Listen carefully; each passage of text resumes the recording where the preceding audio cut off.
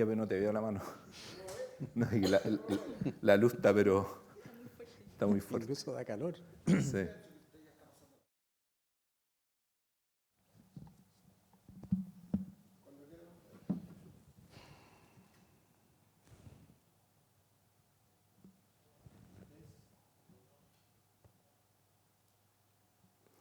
Hola, buenas tardes. Mi nombre soy el doctor Patricio Manque, vicerrector de investigación de la Universidad Mayor, y les quisiera dar la bienvenida a este conversatorio que organiza la Universidad Mayor en conjunto con la Tercera para conversar un poco sobre la pandemia del coronavirus.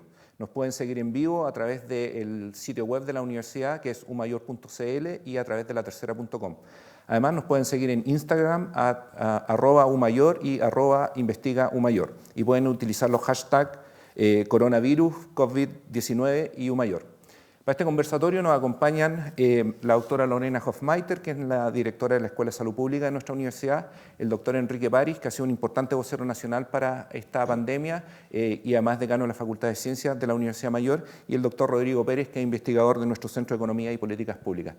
Me gustaría partir esta conversación preguntándole, doctor, un poco que nos cuente un poco sobre la enfermedad, pero con principal foco en cómo se distingue de, por ejemplo, las otras enfermedades pulmonares que podríamos estar enfrentando estos días, en particular influenza, bronquitis y el resfrío común. Por supuesto.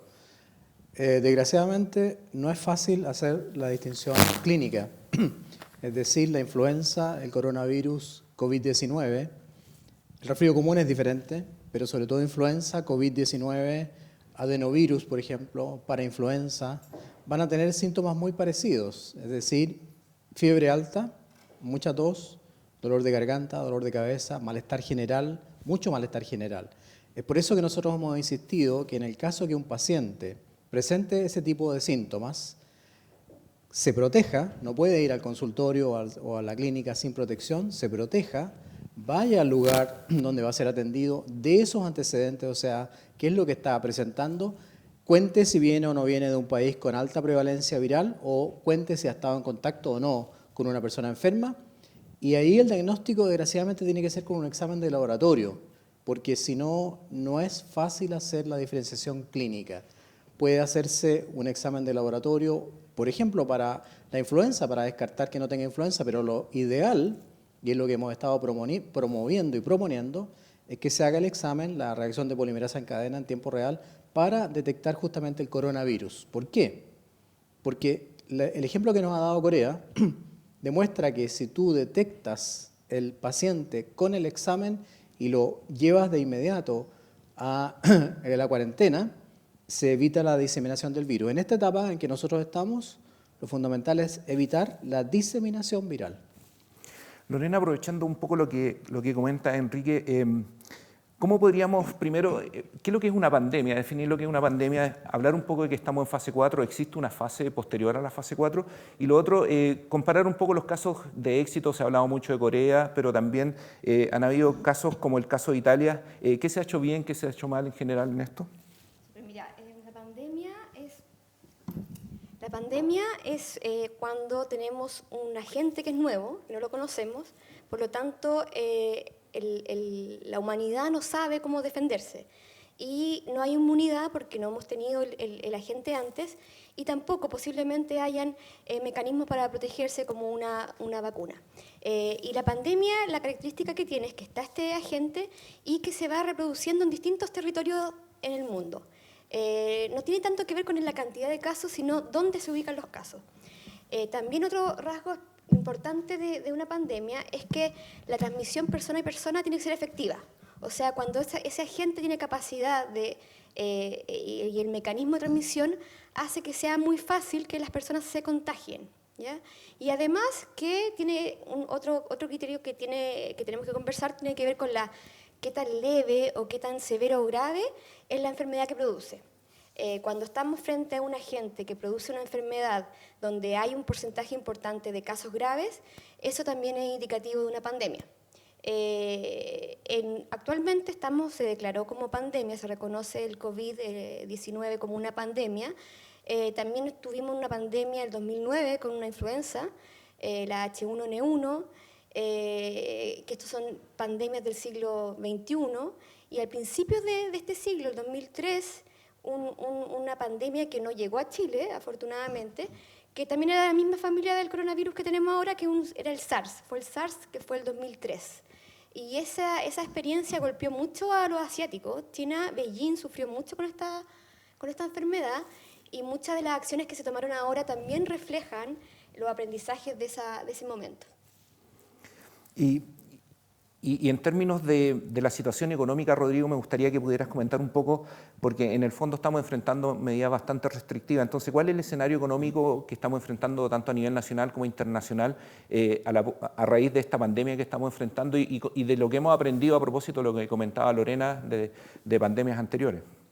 Sí, efectivamente, lo primero que hay que decir es que es un escenario incierto de alguna forma y los mercados reaccionan a eso.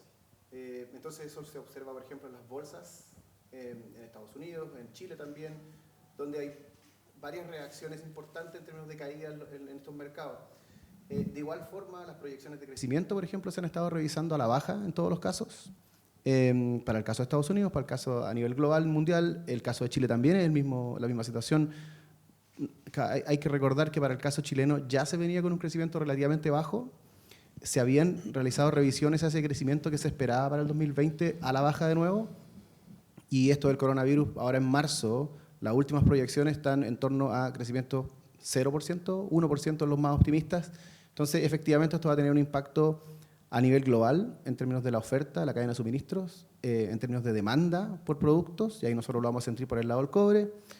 Y en el caso de Chile particularmente, a través de una reducción en las tasas de crecimiento, probablemente efectos sobre el empleo, sobre los salarios. El efecto final, como decía, es un poquito incierto todavía. Las proyecciones nos permiten pensar de que, relacionando con lo que se mencionaba sobre el SARS, de que esto va a ser un poquito más fuerte que lo que ocurrió en ese momento, estuvo un poquito más contenido en términos económicos, estoy hablando. En ese momento, China representaba una proporción menos importante en el término del comercio mundial en ese momento. Estaba creciendo mucho. No es el caso ahora. China está creciendo mucho menos para los estándares que ellos nos tienen acostumbrados, alrededor del 6%. Esa cifra de nuevo se revisó a la baja, en torno al menos del 5% ahora. Y bueno, hay muchos países que dependen de la producción manufacturera que hace y tecnológica que hace China, y eso se va a ver obviamente afectado. Uh-huh. Enrique, quería volver un poco a la infección. Un virus que apareció recientemente, ya en el 2016 se habían publicado un par de artículos sugiriendo que este virus estaba circulando en los murciélagos, que podía pasar a los humanos. Y por otro lado, recién se están clarificando sus mecanismos de acción. Apareció hoy día en la mañana en la revista Cell, que es una de las revistas más importantes de ciencia que hay, una descripción detallada de cuál es el mecanismo. Aparentemente se une a los receptores AC2, habría una proteasa que está envuelta en eso. Me gustaría que pudieras comentar un poco, pensando en esto, por ejemplo, cuál es el rol que tiene la inflamación, porque ha habido una discusión bastante importante, sobre todo pensando en el caso del ibuprofeno. Sí, es una pregunta muy interesante, porque al principio se consideró un fake news, y yo creo que no, que es verdad. Desgraciadamente este virus, como decía Lorena, es un virus que se disemina muy rápidamente, tiene un coeficiente de diseminación de 2.68, ¿qué significa eso? Que un paciente enfermo puede contagiar a 2.68 pacientes más, pero tiene o tenía una letalidad baja aparentemente. Ha ido cambiando eso. Y la letalidad tiene que ver con lo que tú dices. Es un virus que se inserta o se acopla con el neumocito 2, con el neumocito 1, perdón, con una célula del pulmón. Y al acoplarse a la célula, al neumocito 1, célula pulmonar del alvéolo, produce esa inflamación de la que tú hablas. Es una inflamación tan severa que produce un edema y un ensanchamiento de la membrana alvéolo-capilar. Estoy hablando a veces en términos un poco más complejos, pero es decir, este ensanchamiento impide la entrega del oxígeno desde el pulmón a la sangre. Y es por eso que el paciente lo que sufre fundamentalmente al tener la neumonía viral es una falta de oxígeno. Lo que se ha descrito es que algunos elementos especiales relacionados con los asiáticos hacen que ellos tengan este receptor especial que es similar a una enzima que tiene que ver con la hipertensión y que favorece de alguna manera que el virus se instale en el pulmón de ellos. Es por eso quizás que Al principio, en la zona asiática, tuvo mucho más mortalidad, eso se ha ido conteniendo. Y además de eso, y estaba descrito antes con respecto a los antiinflamatorios esteroidales en general, los antiinflamatorios antiesteroidales tienen efecto en el pulmón. Muchos de ellos producen asma bronquial, producen bronquitis obstructiva. Lo que se ha visto en este caso, que este antiinflamatorio no esteroidal, y lo dijo el ministro de Francia, el ministro de Salud de Francia, y de ahí surgió la noticia, que favorecería de alguna manera este acoplamiento o favorecería de alguna manera el agravamiento del paciente que está sufriendo el ataque del coronavirus. Por eso la recomendación por el momento, hasta que no revisemos toda la literatura, la recomendación es que no se use este antiinflamatorio para el tratamiento de la fiebre. Y eso en particular también permitiría explicar, por ejemplo, algunas diferencias que estamos viendo entre la población asiática y el resto del mundo. ¿Y por qué, a diferencia de otras infecciones por coronavirus o otras pandemias que hemos visto, no afecta mayormente a los niños? Eso está por verse, es un dato muy curioso y muy interesante y espero que las mamás estén tranquilas con ese aspecto. La publicación que hizo China de más de 40.000 pacientes, revisando 40.000 evoluciones clínicas, ha demostrado que no hay ningún niño muerto ni ningún niño grave de 0 a 9 años de edad. De 9 a 19 años de edad aparece una cifra muy baja, que es un 0,2%. Es decir, y eso ojalá que las mamás lo escuchen y los niños también, aquí los niños tienen un poder superior, son súper poderosos porque tienen probablemente defensas muy buenas o un sistema inmunitario especial en contra del coronavirus COVID-19. Y eso obviamente los hace resistentes probablemente al virus, pero no a la influenza, de lo cual también vamos a hablar después. Esta relación entre medicamento y pulmón no es solo con el coronavirus y con el ibuprofeno. Pasa lo mismo con el influenza y con el ácido acetilsalicílico. Cuando uno tiene influenza y toma ácido acetilsalicílico, el cuadro se puede agravar, incluso con un edema cerebral, con una falla hepática.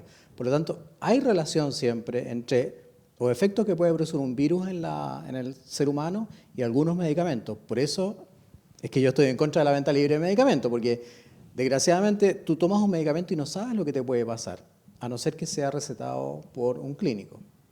Ahora, una cosa que desde el punto de vista de la epidemiología está más o menos clara es que tenemos que intentar eliminar lo que se denominan de los casos dark, ¿no es cierto? Aquellas personas que hoy día son portadores del virus, que pueden transmitir, pero que efectivamente no lo hemos detectado. Ahora la pregunta es, ¿en qué minuto habría que hacer esa detección y a qué población?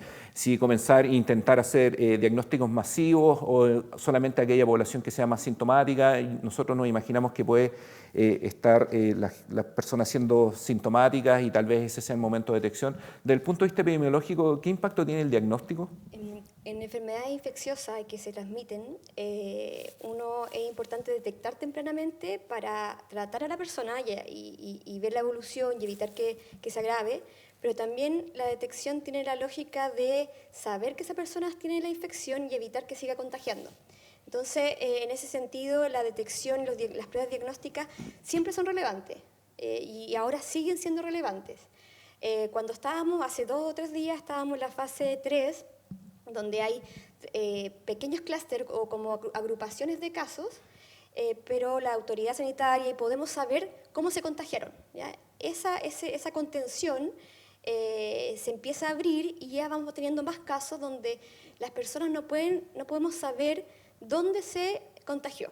Puede haber sido en el trabajo, en la casa, en el metro, etc. Y ahí se habla que la transmisión ya es comunitaria, está en la población, el virus está circulando. En este caso, este virus estaría circulando, ahora está circulando, no sabemos cuánto, pero sí circula.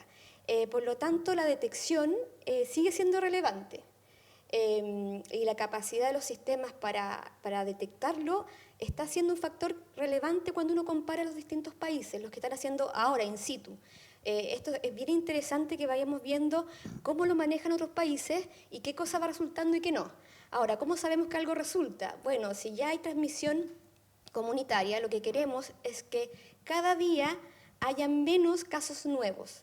No importa tanto, es importante, pero es más relevante no el número total de casos, sino el día a día. Si mañana aumentan, van a haber más casos, sí, pero ojalá que ese aumento sea cada vez menor.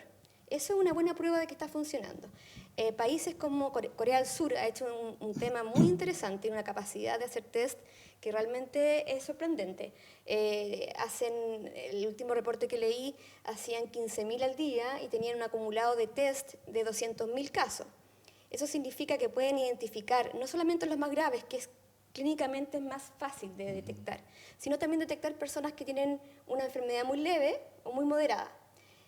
Así que el diagnóstico sigue siendo relevante y afortunadamente en este caso, en esta pandemia, algo positivo dentro de la incertidumbre que genera una pandemia, porque es un virus nuevo, es que la prueba diagnóstica, el test, se desarrolló muy rápido, ¿ya? Y eso es algo muy positivo de lo que estamos viviendo. En otras oportunidades o con otras enfermedades no ha sido tan rápido. Enrique, y en un escenario ideal sería recomendable que todo paciente con problema pulmonar o que llegase a un hospital o a una clínica se le hiciera el test. Yo creo que sí.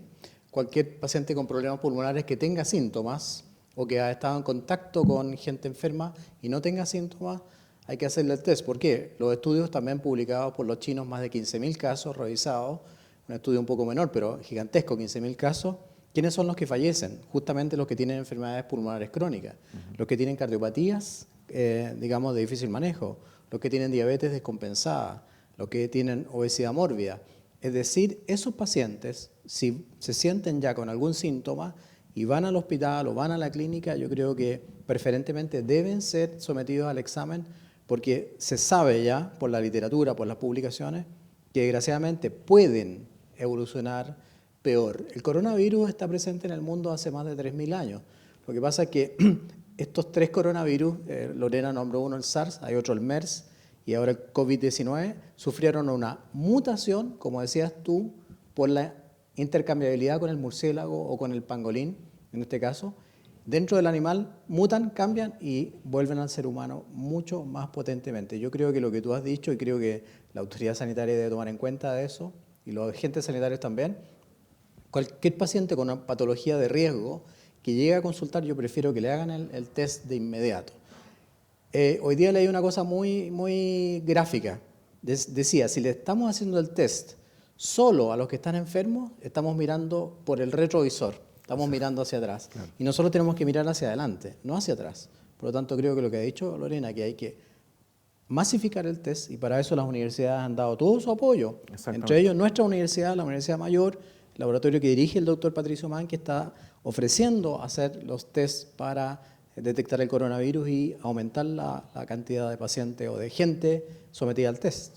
Solamente para complementar eso, decir que, por ejemplo, en Holanda se hacen por día el mismo número de test que se han hecho en toda la pandemia en Estados Unidos. Y eso muestra que efectivamente uno puede tener un control. Ahora, Rodrigo, enfrentamos un escenario de cuarentena inminente en varios lugares, Francia, grandes economías. Por otro lado, los países tienen que seguir funcionando, las cadenas de abastecimiento tienen que seguir funcionando en alguna u otra medida. ¿Cuáles son las medidas correctas que deben tomar los gobiernos para poder hacer, yo sé que es una pregunta súper difícil, pero si tú tuvieras que recomendar cuáles son las grandes medidas, porque de una forma, por un lado teníamos el problema de la pandemia, el problema de la salud pública, pero por otro lado de alguna forma tenemos que mantener algún nivel de operación, por lo menos a nivel crítico funcional, digamos. Sí, bueno, es una pregunta súper compleja y evidentemente no existe una respuesta única. Los mismos ejemplos que se estaban recién dando muestran que existen para países desarrollados distintas alternativas. En Europa particularmente han sido mucho más agresivos, y no necesariamente Italia, incluso Holanda, Suecia y otros países que están siendo un poquito más agresivos en tratar esto, y están, Austria, perdón. Están prefiriendo dejar a la gente en casa, promover el trabajo desde el hogar, salvo que existan ciertos turnos éticos. Y con eso se reduce mucho más lo que ustedes mencionaban, que el contagio, digamos. Entonces, una medida más preventiva, más que reactiva. Dejaríamos de estar mirando por el espejo retrovisor y estaríamos anticipándonos al contagio, un poco lo que se hizo ahora con los colegios en Chile, digamos. Y de cualquier forma lo que decía el ministro Briones, es decir, o sea, va a haber un impacto importante en la economía, pero esto también va a ser transitorio, porque una vez que la economía china vuelva a reactivarse, deberíamos... Sí, ¿Eso es lo que esperan, digamos? esa es la expectativa, digamos, y a nivel mundial, en todos los países del mundo, se espera que exista un impacto importante, y al principio yo lo mencionaba, por el peso que tiene China, por ejemplo, hoy en día, la tasa de crecimiento que está teniendo, se espera que tenga un impacto mucho más grande hoy que lo que tuvo, por ejemplo, el SARS el 2003, que estuvo más contenido también. Pero al mismo tiempo, las medidas que se puedan tomar a nivel de los gobiernos para reducir el contagio van a ser importantes, digamos. Se espera que el impacto sea importante en los próximos 2 trimestres, particularmente en Chile y en Estados Unidos, y que hacia el final del año ya estemos en una situación un poquitito mejor económicamente, y para el 2021 se espera una recuperación. No a tasas espectaculares, pero cierta recuperación en las economías. Lorena, me gustaría preguntarte un poco, que comentaras qué lecciones hemos aprendido de aquellos países que han sido exitosos en el control versus aquellos que han fallado, ¿no es cierto? Se pone Italia como un ejemplo donde las cosas no han andado muy bien si uno piensa en el número de muertos que han tenido. Sí, bueno, hay que estar mirando día a día los resultados y los datos que están reportando los países. En esto, un logro que hemos tenido como humanidad es que los países están mostrando sus datos, están poniendo en la mesa los resultados que van teniendo, los números de casos, cuántos fallecidos tienen, etcétera. Y eso nos ayuda a ver qué está pasando en algunos lugares.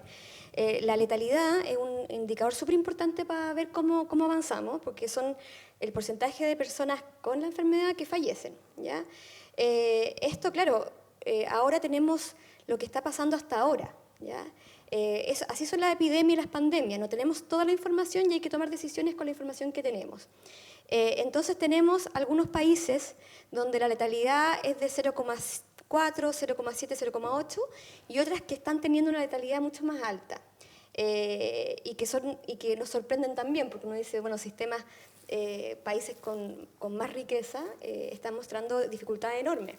Entonces, en esa lógica de éxito, lo que sí se ve claramente es decisiones rápidas, claras.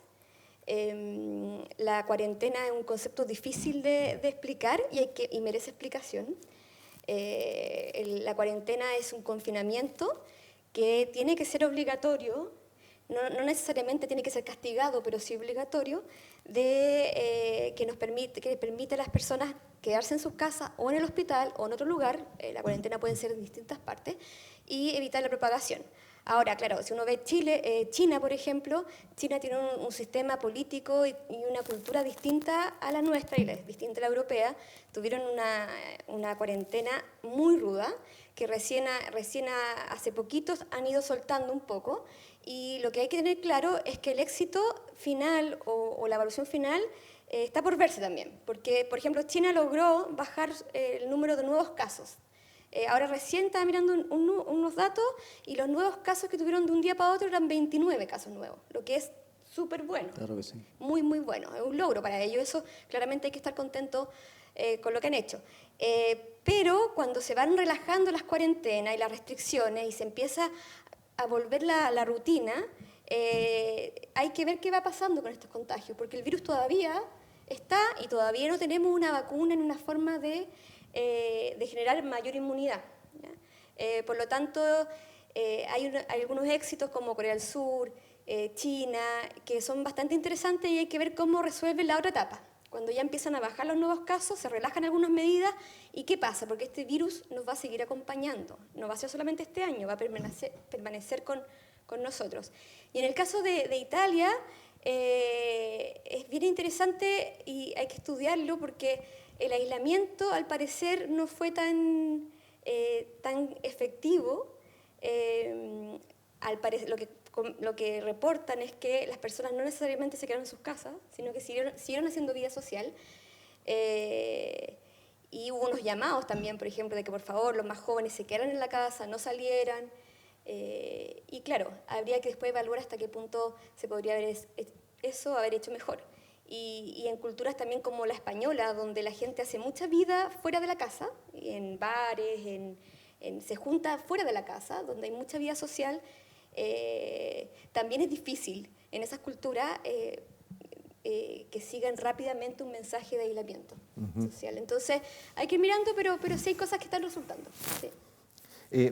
Enrique, en este mundo actual que vivimos, donde estamos dominados por las redes sociales, hay un montón de información que está circulando, desde, por ejemplo, y que sería bueno que pudiéramos derribar o no estos mitos, por ejemplo, desde como que existen, que habría que comenzar a tomar vitaminas para potenciar el sistema inmune, por ejemplo, o cosas como que hay que sacarse los zapatos a la entrada de la casa y limpiarlos porque el virus podría estar en alguno de estos lugares, hasta el uso de mascarillas, que yo acabo de ver mucha gente circulando ahora en Santiago, pese a que había un esfuerzo importante, digamos, para decir de que las mascarillas no son importantes, hasta cosas como, por ejemplo, hacer gárgaras con sal que podrían... ¿Puedes referirte un poco a todas estas cosas? Por supuesto. Voy a tocar primero el tema de las mascarillas, porque ayer estuvimos en La Moneda con el presidente de la República y con el ministro de Salud y con el ministro de Investigación e Innovación, Tecnología, y justamente se tocó el tema de las mascarillas.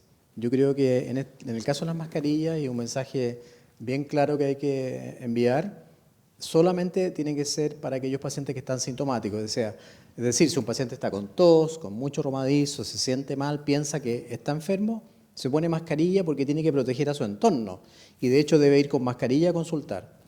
Lo de los zapatos lo leí, es increíble que se plantee eso, porque en China la gente se saca los zapatos antes de entrar a la casa e igual se infectaron. O sea, los asiáticos se sacan los zapatos al entrar a la casa e igual se infectaron. Por lo tanto, noticia falsa. No sirve para nada cambiarse de zapato. No tiene incidencia en esta enfermedad, puede que en otras tenga. Lo de las gárgaras, lo que pasa es que cuando tú haces gárgaras con agua caliente, aumentas la circulación local.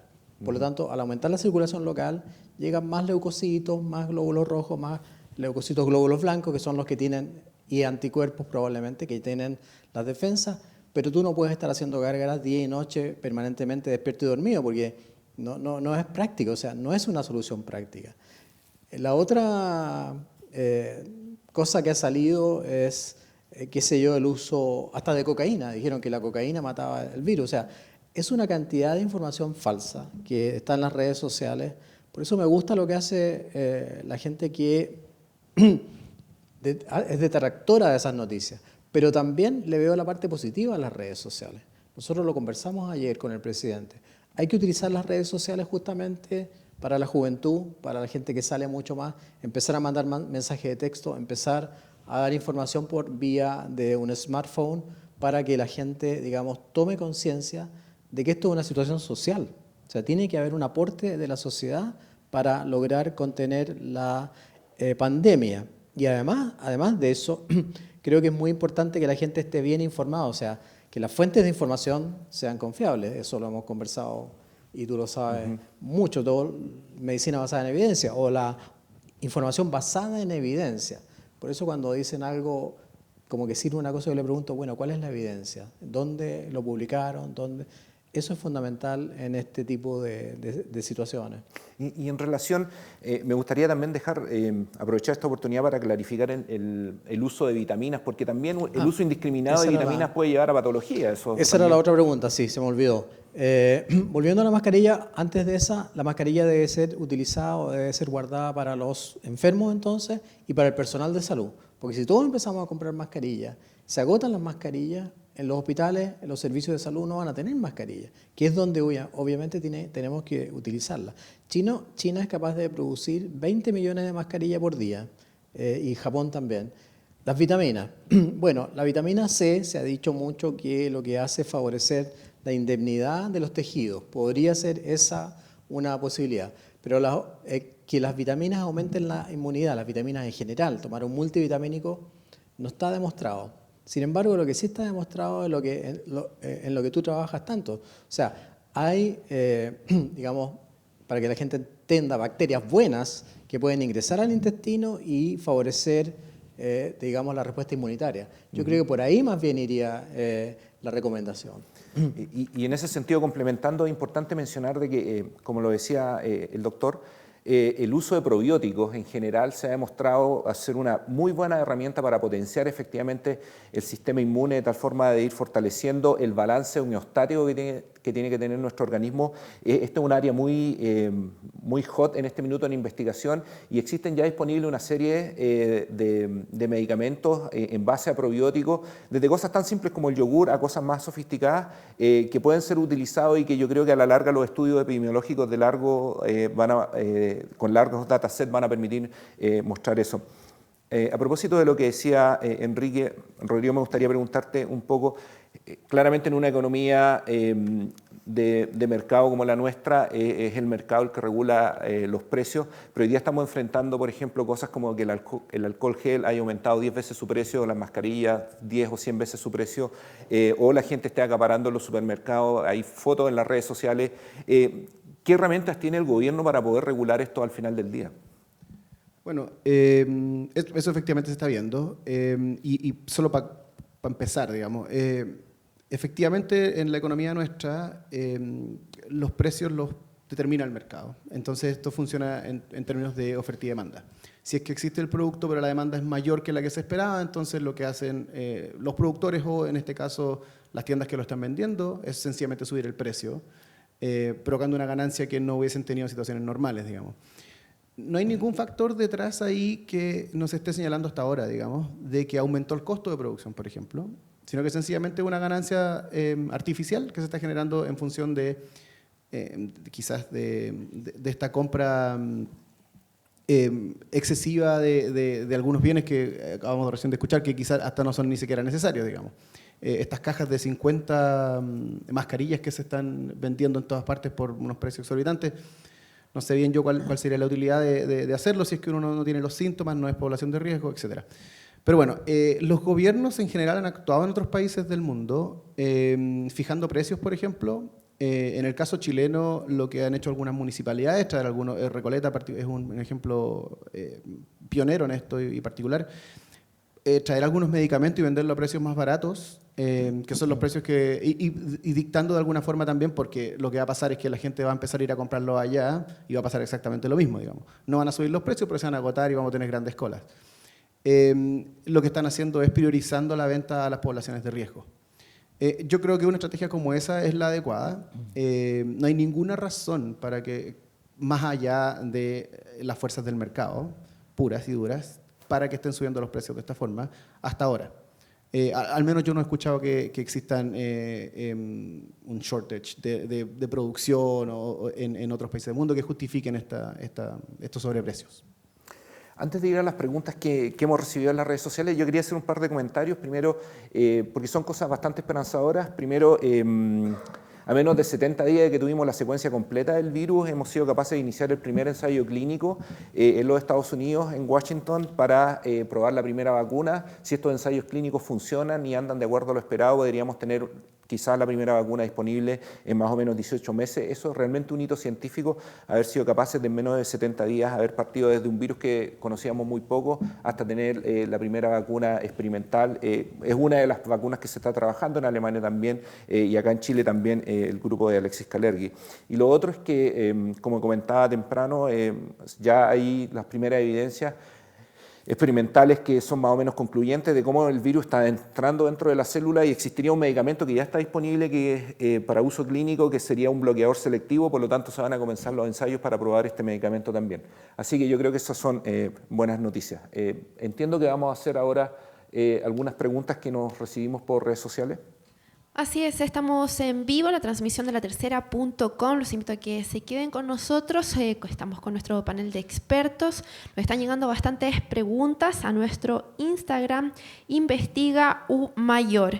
En ese sentido, para el doctor Enrique París, consultarle si las medidas que está adoptando el gobierno en estos momentos son las pertinentes y las adecuadas. Siempre en momentos de crisis surgen tipos de cuestionamientos respecto a, sobre todo, una pandemia de esta envergadura.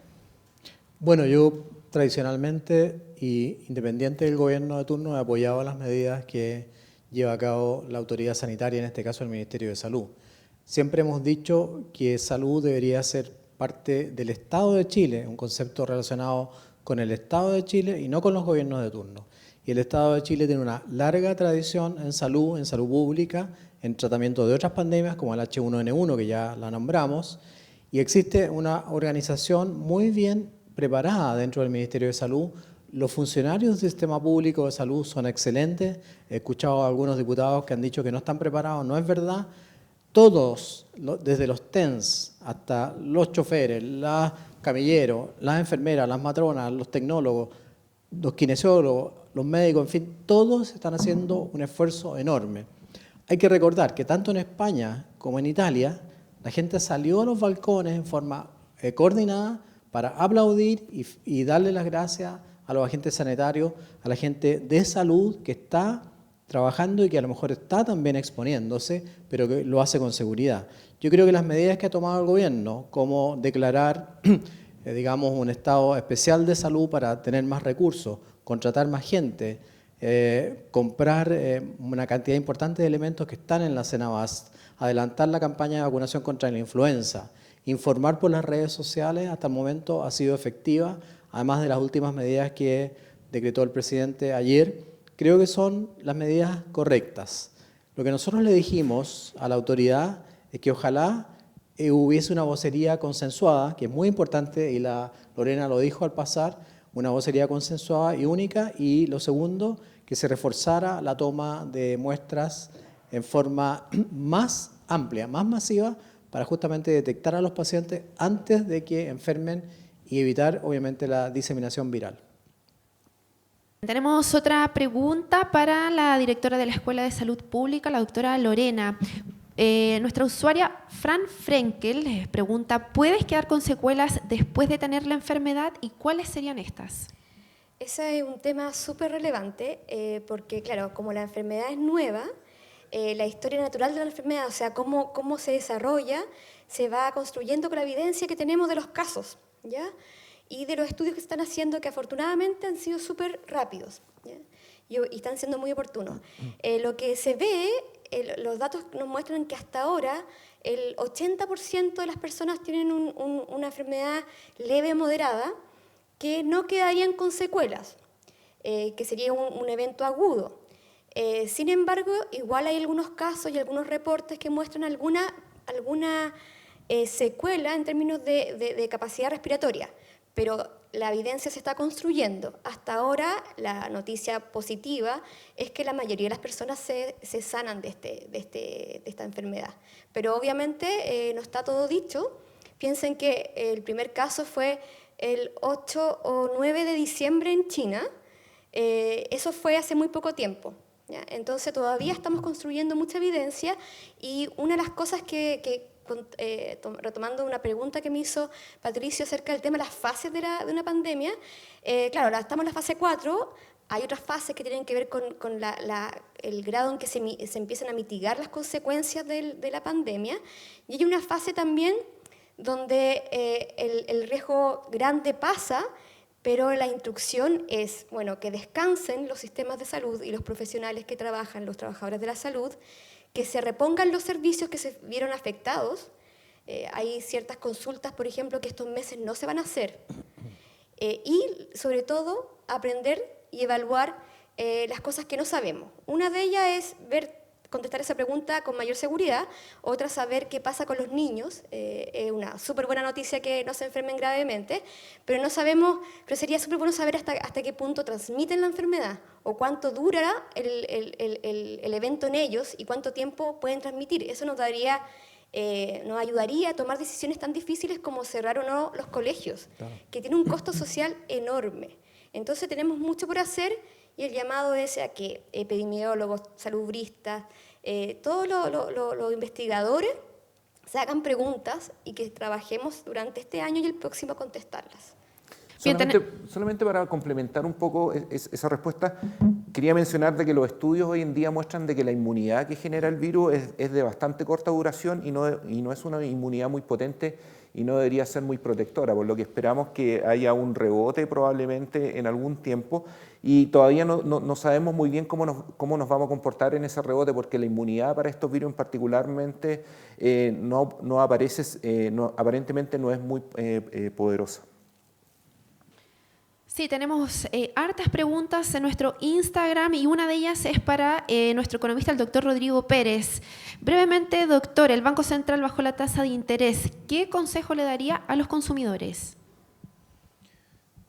Bueno, yo les diría que, bueno, efectivamente el Banco Central bajó la tasa. La intención del Banco Central detrás de eso es incentivar el consumo, la demanda. Eso es algo que se está repitiendo en otros países del mundo. Estados Unidos hizo lo mismo, Inglaterra hizo exactamente lo mismo. Es más o menos la medida que se está tomando, dado que la demanda está a la baja, digamos. Entonces, bueno, lo que se está tratando de hacer es incentivar el consumo.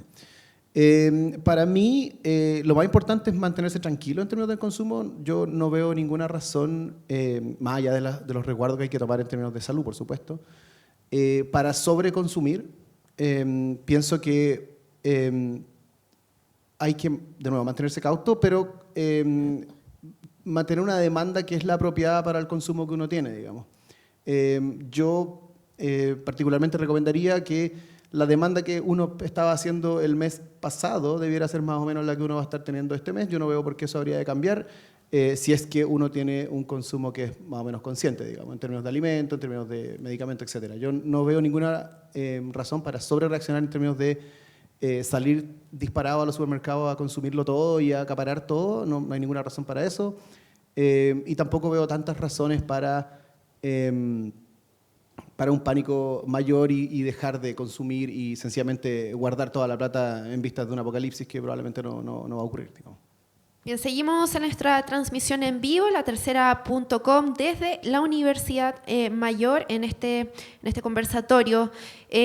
Para el doctor Enrique París, el Colegio Médico instó al gobierno a cerrar algunas ciudades. ¿Esta es una medida factible y efectiva?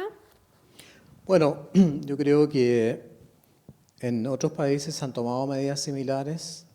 No estoy seguro de que sea una medida que en este momento podamos tomar en Chile. Yo creo que esa iniciativa que ha tomado el Colegio Médico, lo voy a decir, va a ser un poco duro, se debe fundamentalmente a que otros actores, sobre todo políticos, no han asumido hasta el momento el liderazgo que deben asumir, porque el tema del plebiscito, el tema de cerrar ciudades, obviamente que puede ser propuesto por un ente colegiado, que agrupa a los médicos en este caso, pero esa decisión es una decisión que pasa por el aspecto económico, sumamente importante, por el aspecto político, sumamente importante, así que tiene que ser acogida para ser estudiada, como dijo el presidente muy bien. El que gobierna Chile es el presidente, por lo tanto todas las propuestas deben ser acogidas, deben ser estudiadas, y una vez que sean estudiadas y que se demuestre la efectividad, obviamente que a lo mejor se tomarán en cuenta. Bien, seguimos con las preguntas. Para la directora de la Escuela de Salud Pública, la doctora Lorena, ¿las embarazadas también se consideran dentro del grupo de alto riesgo? Pregunta Batana. Lo que se ha visto hasta ahora, y con una serie de casos bien amplia, es que las embarazadas afortunadamente no se enferman gravemente. Eso se ha visto hasta ahora con los datos que tenemos, ¿ya? Obviamente esto no es definitivo y eso no significa que alguna embarazada sí pueda tener un curso más complejo, ¿ya? Pero afortunadamente ha pasado así. Lo que sí, las embarazadas son grupo de riesgo para la influenza. Por lo tanto, el llamado a vacunarse y que son grupo priorizado es pertinente. Bien, para el vicerrector de investigación y doctor en microbiología, Patricio Manque, hay diversos laboratorios que ya están trabajando en crear una vacuna, un antídoto para combatir este coronavirus. Se ha hablado que hay un laboratorio en Alemania que estaría liderando, se puede decir, esta carrera por encontrar un antídoto. A esto se suma que Estados Unidos quería comprar como la exclusividad de esta vacuna. ¿Esto puede ser efectivo, Patricio Manque? Sí, mira, es increíble lo que está ocurriendo en términos de desarrollo de vacunas. A menos de 70 días de tener la primera secuencia completa del virus, ya estamos comenzando los ensayos clínicos. Hay varios ensayos clínicos que se están comenzando. Hay uno en los Estados Unidos, el desarrollo alemán también es uno de los desarrollos más importantes que hay. Israel también está con un prototipo de vacuna y también nosotros en Chile también tenemos un prototipo de vacuna. Hoy día lo que tenemos en el fondo son vacunas que tendrían un potencial de por lo menos detener la enfermedad o disminuir los síntomas. Pero eso tiene que ser probado en laboratorio, eso tiene que ser probado en ensayos clínicos, y los ensayos clínicos para probar un nuevo medicamento o una nueva vacuna son altamente estandarizados porque son cosas muy serias, y por lo tanto antes de 18 meses no vamos a tener en el mercado ninguna vacuna disponible para la enfermedad, pese a que ya estamos comenzando los ensayos clínicos. Para el doctor Enrique París, Seba Carreno pregunta, ¿es cierto que conviene más ingerir paracetamol que ibuprofeno, ya que este último produciría un aumento en los efectos del coronavirus? Lo habíamos conversado al comienzo ante una pregunta que me hizo el doctor Manque. La recomendación es ser prudente, seguir las indicaciones médicas y obviamente en este caso hay una cierta alerta en relación al ibuprofeno, y nosotros estamos recomendando evidentemente que ojalá la gente consuma paracetamol. Ahora, la indicación de consumo de medicamentos desde mi punto de vista tiene que ser dada por un clínico, avalada por un químico farmacéutico, y deben conocerse los efectos adversos de los medicamentos antes de usarlos. Y en el caso del paracetamol, si se usa en dosis correcta, no hay ningún problema, pero también en dosis excesiva puede producir problemas. Por lo tanto, no es bueno estigmatizar a uno u otro, sino que más bien dar la alerta de tener la precaución de usarlo bajo vigilancia de un especialista, de un médico en este caso. Bien, para nuestro economista, el doctor Rodrigo Pérez, consultarle, hay una inquietud bastante grande con respecto al tema del fondo de pensiones. Sabemos que las principales bolsas del mundo cayeron y en ese sentido consultar qué recomendación dan a las personas, sobre todo que están en fondos más riesgosos, Rodrigo. Sí, bueno, efectivamente las bolsas han caído en varias partes del mundo. Mi recomendación en términos de pensiones va a ser, particularmente a la gente que está en estos grupos más riesgosos. Normalmente eso sucede que son personas más jóvenes que tienen un horizonte más largo de jubilación. Regularmente esos grupos son más riesgosos, pero en el largo plazo, uno lo que está apostando es que en el largo plazo eso va a rendir frutos, digamos. Entonces uno esperaría que en ese proceso, en ese largo plazo de 30 años quizás, hayan caídas importantes, pero van a haber otras subidas muy importantes. Entonces a mí no me extrañaría que este año nosotros tengamos una baja importante en las bolsas y en estos fondos, pero que esto se recupere en el cabo a un año más, 2 años más. Si uno observa la tendencia histórica, en general uno eso es lo que ve, digamos. Las pensiones tienen una volatilidad importante, especialmente en estos grupos más riesgosos, pero en el largo plazo han ido al alza. Para el doctor Enrique París, ¿por qué no se ha decretado la cuarentena total? Porque es una decisión, como ya lo hemos escuchado de parte del economista, de parte de Lorena, es una decisión difícil de tomar, tiene impacto económico, tiene impacto familiar, tiene impacto en la movilidad de las personas, y yo creo en la libertad de las personas. Creo que es mejor convencer con argumentos a la gente para que siga las normas que evitan la diseminación del virus. Y las voy a repetir: lavado de manos, 3 minutos con agua y jabón, no es necesario un jabón germicida. Estornudar o toser en la manga o en un pañuelo de papel, botar el pañuelo, volver a lavarse las manos. Los papás y mamás que trabajan y que están en el transporte público, y felicito al metro, entre paréntesis, porque está desinfectando los carros todas las noches, felicito al metro, al llegar a la casa, antes de tomar a los niños, antes de besarlos, lavarse las manos nuevamente. Si uno está enfermo, ya lo dijimos, y tiene fiebre, tos, molestia, usar mascarilla e ir al médico. Tomar la decisión de parar todo el funcionamiento de una ciudad o de varias ciudades, una cuarentena total, que todos estén encerrados, que solo vayan a la farmacia y al supermercado, es una medida bastante dura, bastante difícil, y creo que tenemos que meditarla mucho. Y hay que, como decía Lorena, sacar la experiencia de otros países.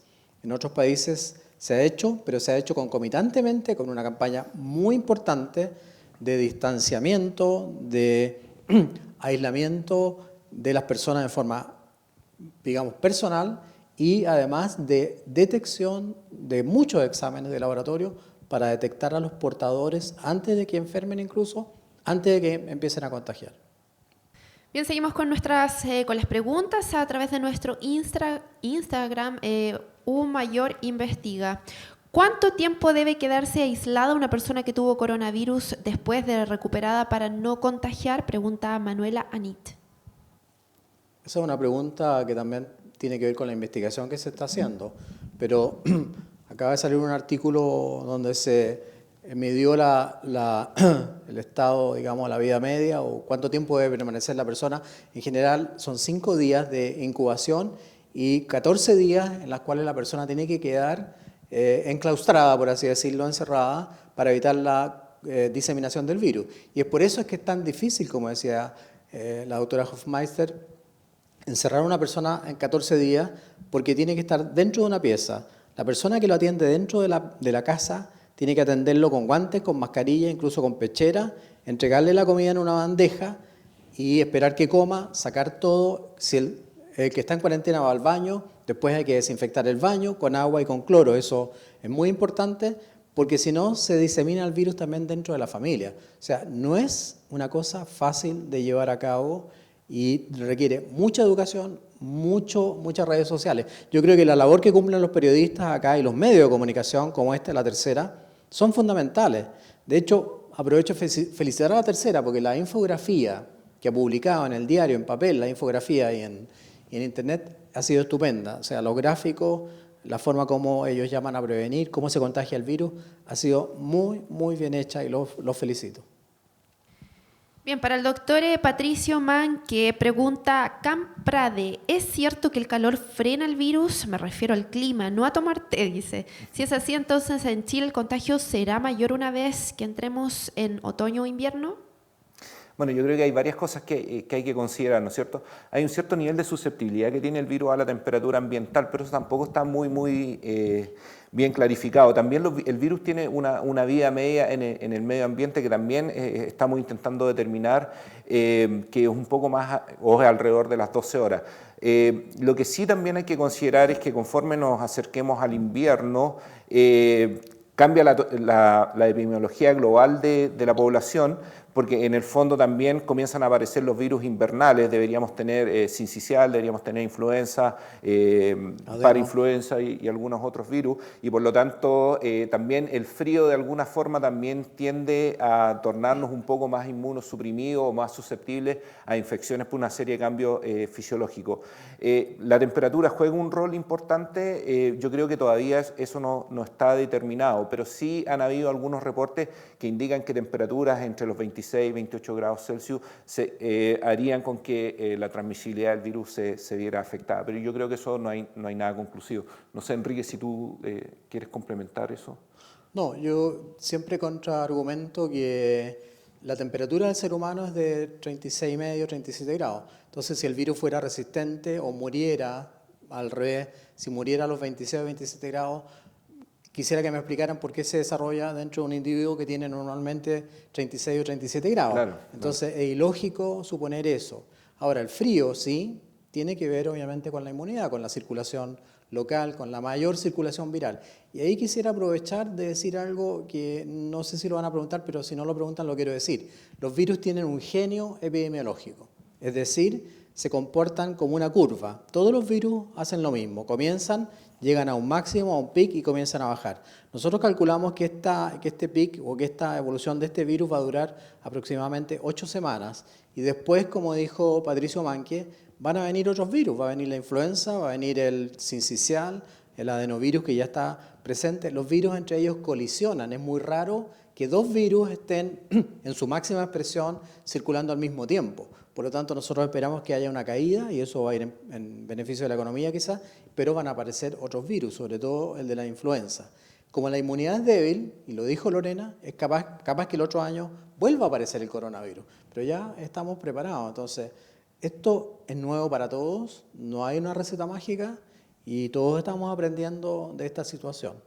Ahora, solamente para complementar lo que dice Enrique, por lo menos la evidencia experimental que tenemos en este minuto es que no existe cohabitación clínica, por lo menos, entre influenza y coronavirus, digamos. o es uno o es otro. Se ha visto, hay un par de estudios que se han publicado recientemente donde se ha visto que pueden estar los dos presentes, pero probablemente desde el punto de vista clínico, que es lo relevante que estamos discutiendo, es muy probable que no veamos la coexistencia de ambos casos en el invierno. Bien, estamos entonces en nuestra transmisión en vivo, en este streaming de latercera.com, y hacemos la última pregunta para quien quiera responder. Sin duda que esta pandemia mundial ha conllevado un montón de estrés para muchas personas, sobre todo para los adultos mayores, para las mamás. En ese sentido, ¿cómo manejar un poco el tema de la salud mental al saber que estoy contagiado o puedo contagiar? Puede ser un inminente persona que contagia a otra. El impacto que ha tenido en la salud mental va a ser enorme y yo quiero llamar la atención sobre los adultos mayores porque como los están aislando, yo creo que hay que llamarlos por teléfono, conversarles, llamarlos todos los días, porque me refiero a los adultos mayores porque como se sienten aislados y algunos tienen algún grado de compromiso de su sistema nervioso central, a lo mejor van a pensar que los están abandonando, que los están dejando solos. Entonces yo llamo y yo tengo que hacer lo mismo porque tengo a mi padre en la misma situación, llamar a los papás, llamar a las mamás que están en residencia o que están aislados para darles compañía. Yo creo que ese es un aporte mínimo que podemos hacer sobre todo para los adultos mayores. Con respecto a las mamás, Lorena es mamá. Estamos en una pandemia, la pandemia por definición rompe la rutina, porque es algo nuevo que ya sea por las medidas que estamos tomando o ya sea por el efecto mismo de la enfermedad, cambia la rutina.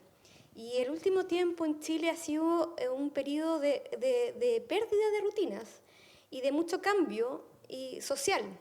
Por lo tanto, es razonable que la población esté un poco ansiosa, nerviosa y que hayan conductas que sean de mucho miedo y conductas que a la larga no nos hacen nada bien, como acaparar productos, por ejemplo, y comprar más de la cuenta, o conductas un poco de difundir información que posiblemente no es correcta, etc. Las cuarentenas también, el aislamiento social, la distancia social, que distancia social es menos que cuarentena es confinamiento, distancia social es poner espacio entre las personas, también nos obligan a cambiar hábitos. Nosotros nos saludamos de beso y de mano. Ahora estamos llamados a modificar eso que culturalmente está muy presente, entonces le estamos pidiendo a la población cosas que también son difíciles. Por lo tanto, lo que hay que hacer es que hay que ayudar a la población para que pueda cumplir y pueda tener conductas positivas y altruistas. Y no necesariamente el castigo es la única forma. Entonces necesitamos información clara, vocerías únicas, necesitamos que haya gente que dé confianza a la población y que esté apoyando la comunicación. Necesitamos confianza, básicamente, y necesitamos que las medidas que se hagan tengan ayuda. Por ejemplo, las cuarentenas, ya sea en la casa o en el hospital o donde sea, han funcionado cuando se monitorizan. Eso no significa que se vaya a fiscalizar para castigar, sino se acompaña. Se llama en la mañana, se llama en la noche, se hacen funcionar también las redes informales. En Canadá, por ejemplo, en el SARS, el sistema público lo que hacía entregaba un kit de salud, con termómetro, mascarillas y otras cosas más. Pero no pudo hacerse cargo en la entrega de víveres. Y hay familias, muchas familias en Chile, que compran al día. Por lo tanto, es difícil para ellas comprar para 15 días para estar más en la casa y salir menos. Por lo tanto, esas familias van a necesitar el apoyo de la vecina, del vecino, de otro familiar que pueda ir a comprar y aproveche de comprar por varias personas. Eso hay que fomentarlo. Hay que generar conductas que sean positivas y que no expongan a la población.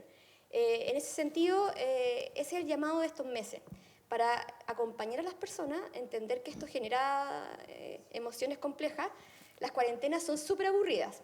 En Canadá lo estudiaron y la principal emoción que decían los que estaban en cuarentena eran que tenían miedo, sí, pero estaban más aburridos. Porque realmente tenían que estar 10 días en su casa, había menos internet, el 2003, y estaban aburridos. Entonces, algo tenemos que hacer para acompañar a la población. Ese es como el llamado, y bajar la ansiedad, y dar respuestas y instrucciones claras, Muchas veces tendemos a decir lo que no hay que hacer. En esta etapa hay que decir lo que hay que hacer. Lavarse las manos es una conducta positiva. Ese tipo de instrucciones son las que necesita el país, y ahí la idea es que también profesionales, estudiantes sean súper responsables y ayuden a diseminar eso y sean actores que sean buenos ciudadanos. Eso. Bueno, y con esto estamos terminando este conversatorio. Yo le quería agradecer a los panelistas, a todos los que nos siguieron por latercera.com y la Universidad Mayor. Así que a mantenerse informados, mantenerse solidarios y empáticos y para pasar y que tengamos éxito en la lucha en esta pandemia. Muchas gracias.